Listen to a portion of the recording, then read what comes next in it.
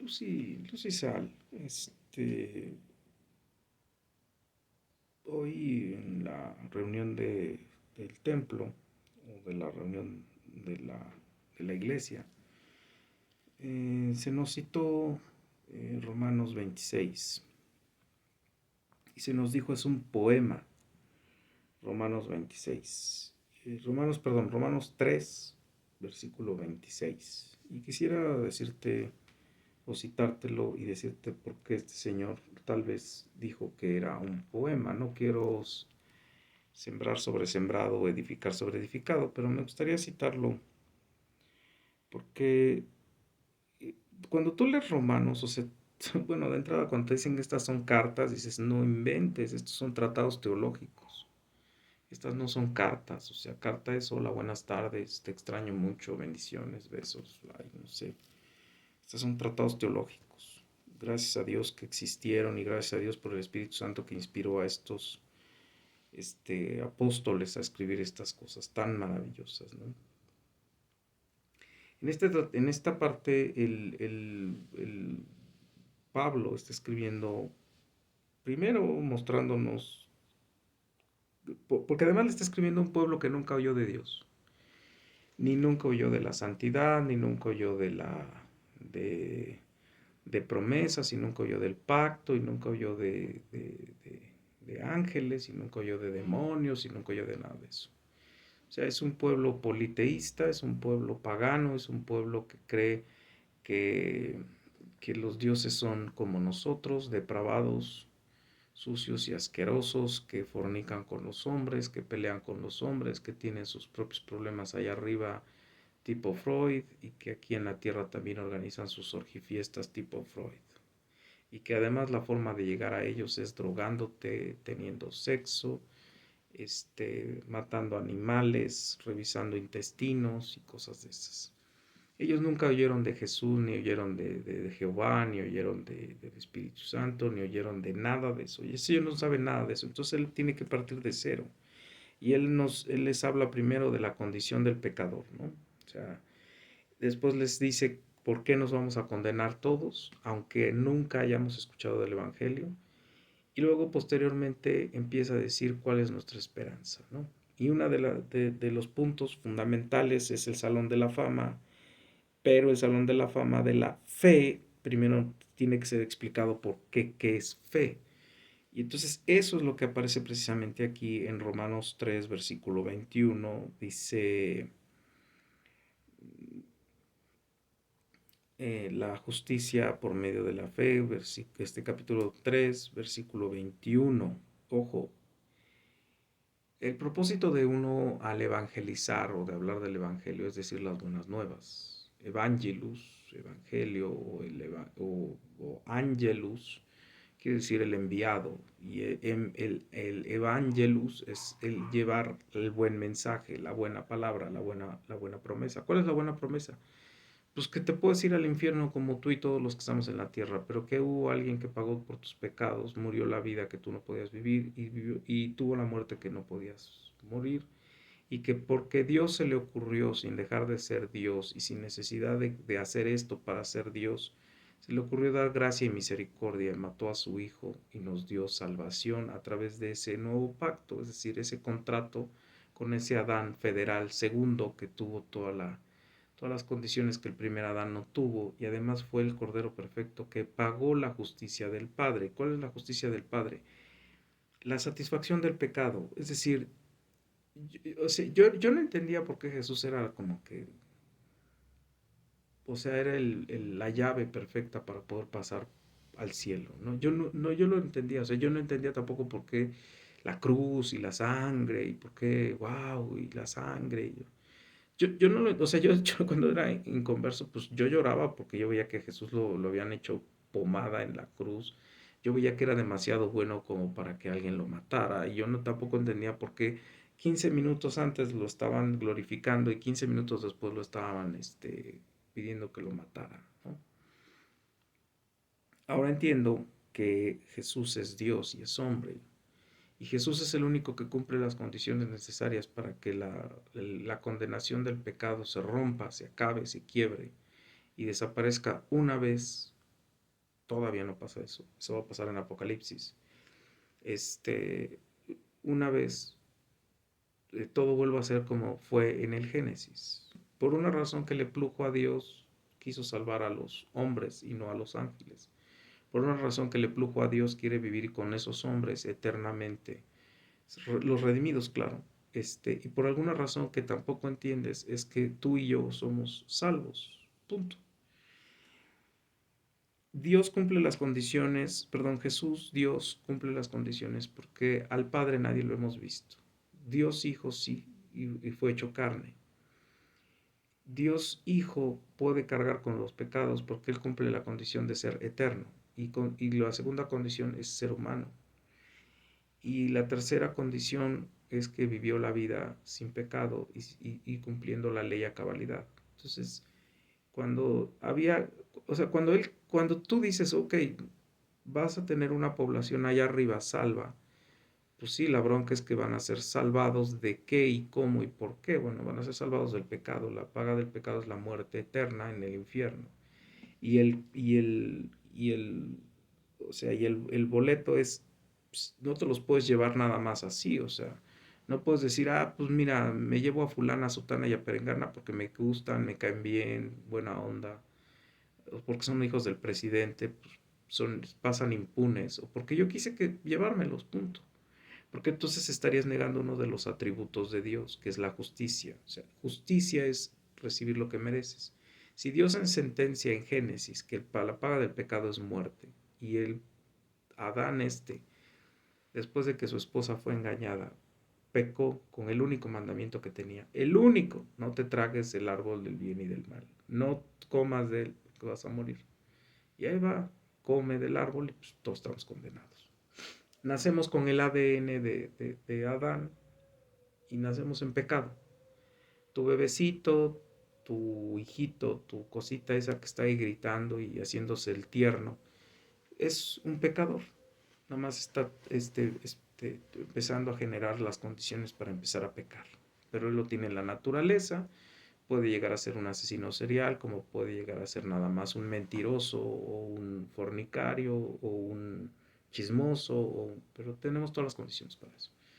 Y el único que puede salvarte pues, es Jesús. O sea, vuelvo a insistir, por una razón que no entiendo, Jesús es el único que puede ir a la cruz, morir una muerte expiatoria, porque además había que morir, o sea, tenía que ser matado el que paga por el pecado. Y él cumplía las condiciones porque él podía absorber todos los pecados de todas las personas que fueron redimidas por Dios desde antes de la fundación del mundo.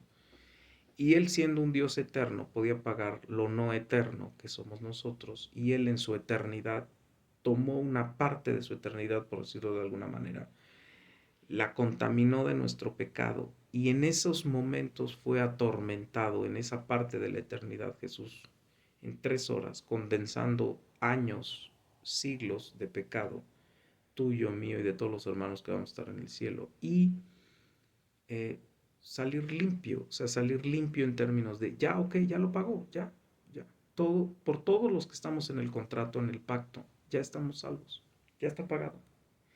Su padre dice, ok, ya hiciste bien las cosas, ahora te devuelvo la vida que tú diste por esos elegidos. Le devuelve su vida, resucita y se va al cielo. Y va a bajar otra vez y después cuando baje va a hacer justicia. ¿En qué? En los no redimidos. Va a haber un remanente que se va a salvar todavía en ese apocalipsis, pero va a haber todos los demás van a morir bajo las 7 copas. 7 trompetas, 7 copas de ira. Y después viene ya lo que es el infierno perpetuo para todos los que ya están en el infierno y para todos los que hayan quedado en aquel tiempo. Viene la nueva Jerusalén, que es el cielo o el heaven, con una tierra nueva en la que vamos a reinar los que estemos con él. Punto. Pero para que todo eso tú y yo lo vivamos, pues nosotros no estuvimos ni en la cruz, ni estuvimos frente a Jesús, ni nos habló a nosotros, ni comimos pescados con él después de resucitado, ni nos leyó las escrituras, ni nos dijo, ven Tomás, toca y ve que soy yo. Nosotros nos tenemos que basar en la fe ¿Qué es la fe? Es creer en lo que no se ve, pero se espera. ¿Ok? Eso es la fe y eso lo puedes decir de manera secular. Yo se lo decía a mis alumnas. Hay gente que ama por fe. O sea, el tipo les dice que está en una junta y ellas se lo tragan. El tipo les dice que nada más tiene sexo con ellas y ellas se lo tragan. Pero ellas no lo ven. Bueno, acá es por fe. Por fe es la única forma en la que tú y yo y todos los que por el poder del Espíritu Santo tuvimos convicción de pecado, entendemos que estamos pecando contra un Dios que está aquí y ahora en este momento que estoy grabando este video y que va a estar al rato que yo esté durmiendo o que esté yo oyendo gritos o que esté yo oyendo lo que sea y mañana que yo esté en mi trabajo y así, así, así hasta eternamente para siempre. Y ha estado y nunca ha dejado de estar. Es Dios y Dios es Él. Es omnipotente, es omnipresente, es todopoderoso, es omnisciente, es todo. Todo es Él. Cuando tú hablas de amor es Dios. Cuando tú hablas de ira es Dios. Cuando tú hablas de... Porque si no, no habría nada de eso. Y yo no tendría la posibilidad de grabar esto si Él no quisiera, ¿no? Me pudo haber agravado la infección en el ojo, me pudo haber dejado que me muriera de un derrame, me pudo haber dejado que me atropellaran ahorita, pudo haberme detenido para hacer otra cosa y no estar grabando esto. Es más, podría tener un retraso mental tal que yo nunca hubiera entendido la palabra de Dios. Y o no me hubiera salvado y entonces pues, yo debería de estar ahorita haciendo otra cosa. En lugar de estar a punto de celebrar mi cuarto año de nuevo nacimiento, el 22 de febrero, que yo lo instauré porque fue el día que la querida vecina se metió a mi casa, me golpearon ella y sus gentes y fue donde yo empecé a decir, ya esto ya no sé qué voy a hacer. Yo necesito de Dios urgentemente. Fue el medio que usó Dios. Mi hermanita en Cristo Marta me compartió el Evangelio y por la gracia de Él soy salvo. Hace 4 años de eso. Pero yo no vi a Jesús, yo no vi a Juan, yo no vi a Pedro, yo no vi a Pablo, yo no estuve en Antioquía, yo no conocí nada. Yo simplemente creo por fe. Porque cuando leo el testamento uso mi razón y mi razón me dice, sí, es verdad. Y el Espíritu Santo me dice, sí, es verdad. Y cuando leo Apocalipsis digo, sí, Maranata, ven, ven, ven. Y creo que aquí está el Padre, el Hijo y el Espíritu Santo. Y ellos cuidan de mí, cuidan de mí, cuidan de todas las cosas. Y cuando no, cuando Él decide, me viene tribulación, tentación, dolor, pena, angustia. Y cuando Él decide, tengo gracia sobre gracia y victoria sobre victoria. ¿Okay? Así que después de haberte dicho todo eso, ahora voy a decirte, a citarte la parte que dice este señor, que es un poema. Y sí, sí es un poema. Dice 21. Bueno, él dice que es el 23. Perdón, el 26, pero voy a citar desde el 21. Dice, pero ahora, y voy a irte diciendo cuando cambio para que oigas que es el 26. Dice, pero ahora, aparte de la ley, se ha manifestado la justicia de Dios. ¿No? Ya dijo que la ley, y la ley, y la ley, y la ley. Bueno, pero ahora, aparte de la ley, se ha manifestado la justicia de Dios, testificada por la ley y los profetas. Es decir, la misma ley hablaba de Dios, de la justicia de Dios por medio de la fe en Jesucristo. Es decir, tú no, o sea, es que eso es lo maravilloso. Tú no tienes que poder hacer ninguna de las cosas de la ley, porque no las vamos a poder hacer nunca, ni las 66 reglas que existían antes o 666 reglas que existían antes, ni los 10 mandamientos los vas a poder llevar a cabo bien ni perfectamente. ¿Por qué? Porque somos caídos, no lo vamos a poder hacer nunca. Olvídate de eso, lo tratamos de hacer y nos esforzamos de hacerlo y tratamos de ser más santos, porque es un mandamiento. Y tratamos de vivir en sus leyes y tratamos de hacer las cosas. No nos echamos en la hamaca de, pues, la gracia, yo ya soy salvo, pues, vamos a darle, que es mole de olla, ¿no? Al fin que pues ya me salvó de todo, yo nada más lo único que tengo que hacer es decir, pues no va a pasar nada si peco otro ratote, ¿no? Al fin con eso Dios se glorifica, ¿no? Entonces, tú no tienes que vivir la ley, tú te esfuerzas por vivir la ley bien. ¿Por qué? Porque amas a Dios, amas a su hijo, amas lo que hizo su padre de matar a su hijo, amas a su hijo cuando te dice, amigo, y entonces quieres vivir como Él quiere, porque lo amas, porque lo respetas, porque le temes, porque tiemblas ante Él. Y entonces dice, la justicia de Dios, o sea, tú eres justo, o sea, y vas a tratar de hacer obras justas, es por medio de la fe en Jesucristo. Es decir, creer que Él es tu Señor y Salvador, que Él es el Hijo de Dios venido a la tierra para cumplir el nuevo pacto de gracia, por el cual todos los que creamos en Él, vivamos con Él, hagamos sus mandamientos, vivamos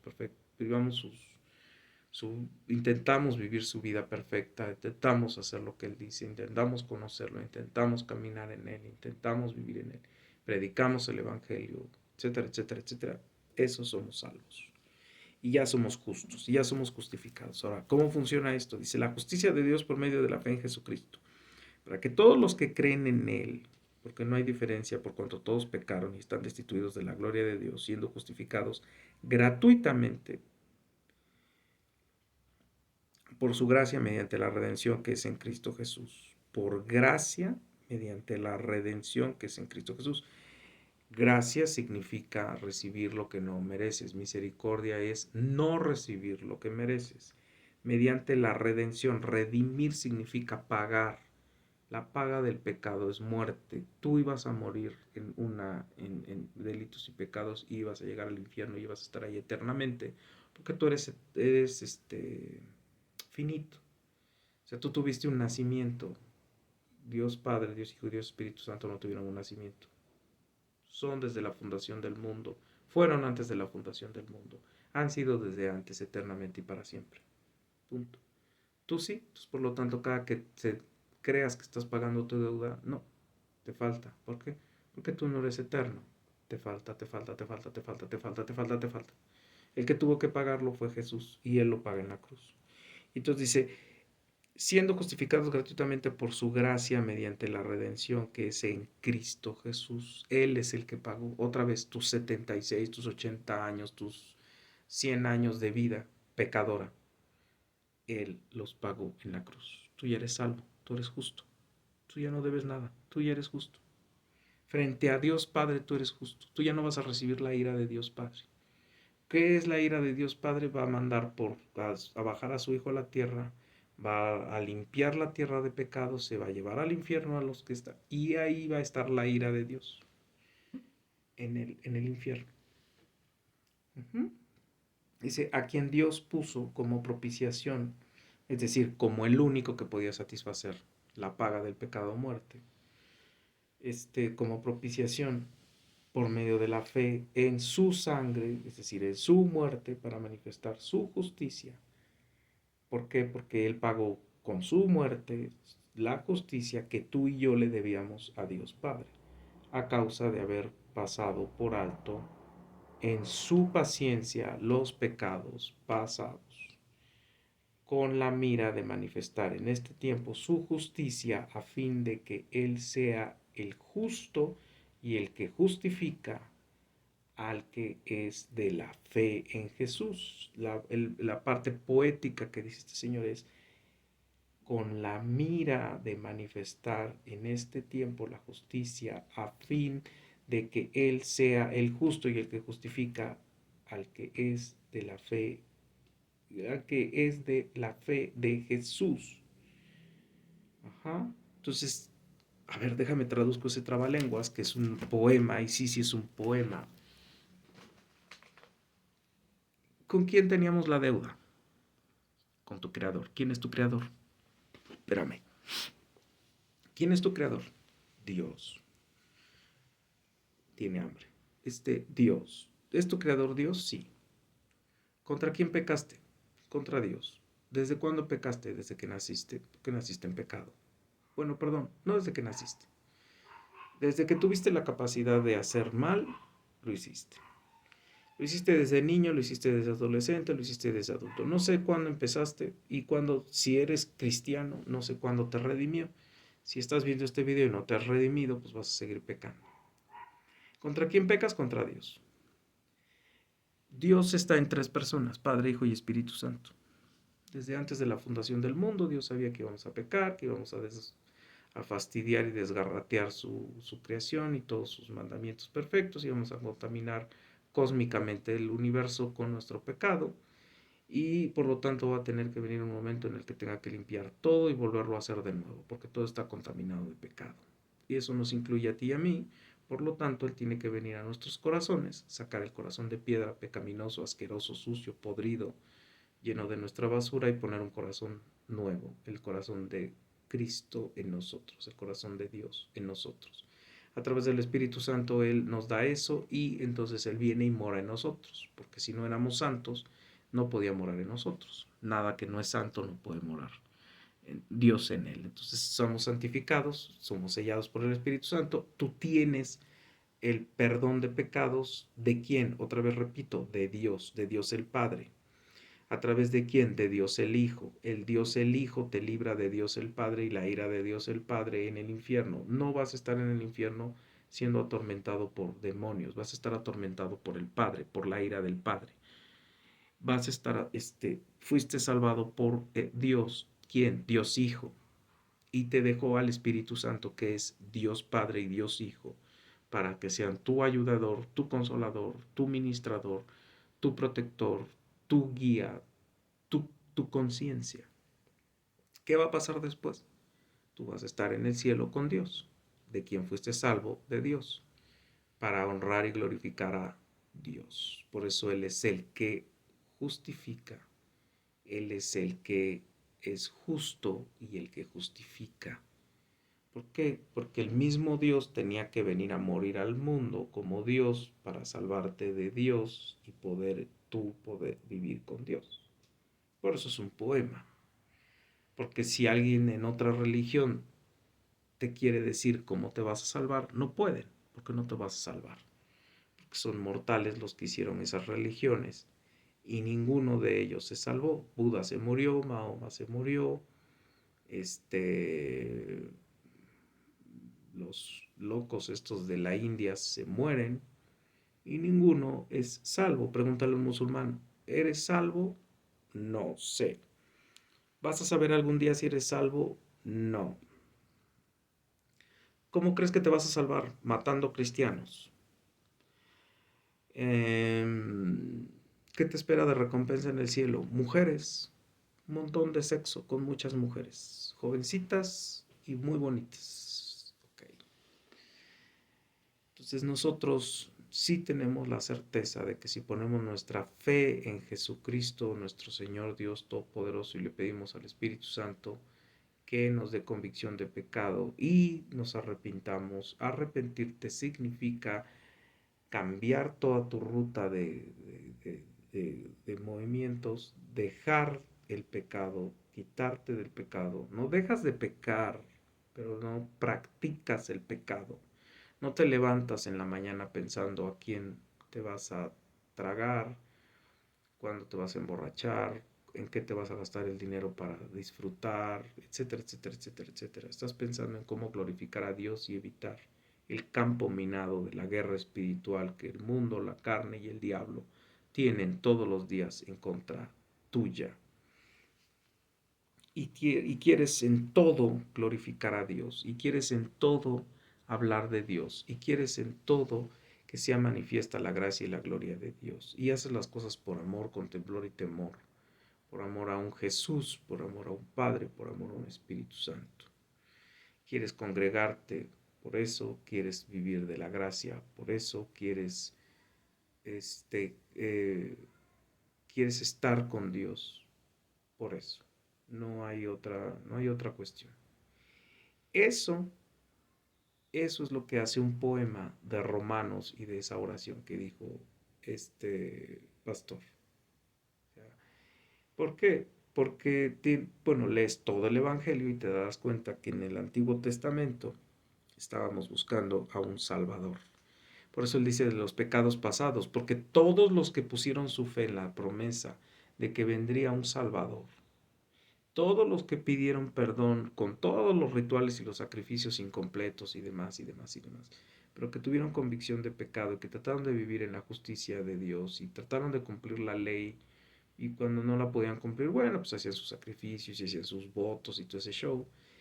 ellos también tendrían la posibilidad de ser salvos. Es decir, David sería salvo, Moisés sería salvo, Eliseo sería salvo, esta Rahab fue salva, no sé, puedo seguir, ¿no? O sea, todos los que fuimos, la samaritana que conoció a Jesús fue salva, o sea, ¿por qué? Porque por eso es ese pacto, o sea, paga Jesús lo que pasó antes y lo que está pasando ahora y lo que va a pasar hasta que venga Apocalipsis. ¿Cuándo tiene que darse Apocalipsis? Bueno, pues cuando finalmente Jesús reconozca, Dios Padre, Dios y Dios Espíritu Santo reconozcan que ya se salvó el último de los elegidos o ya están los últimos elegidos a punto de ser salvos, entonces ya puede echar a andar en el pleroma el Apocalipsis, lanzar las 7 copas, tocar las 7 trompetas e iniciar todo el famoso Armagedón. Espero que te sea útil. Por cierto, paréntesis, y con eso cierro, la segunda venida de Jesús a los que no somos salvos o no seamos salvos, y perdón que diga somos, seamos y demás. Decía LC Sproul, RC Sproul, decía, y si me equivoqué y si en realidad no puse mi fe en el Dios, en el Jesús verdadero, en el Jesús de la cruz, en el Jesús que he leído en las Escrituras, en el Jesús que perdona todos los pecados y demás. Si hoy yo cometí el error de no creer bien en Él o no hacer bien las cosas para ajustarme al pacto, Él no será injusto. Yo terminaré en el lago de fuego y seguramente estaré en el lloro porque yo quería vivir para Él, servirle a Él y estar con Él, porque es digno de ser alabado, glorificado y, y morir por Él, o sea, vivir la causa por Él, aunque a veces seamos Pedros, o seamos Judas, o seamos todos los pecadores del Antiguo y del Nuevo Testamento. Luz, luz y sal, luz y sal, luz y sal.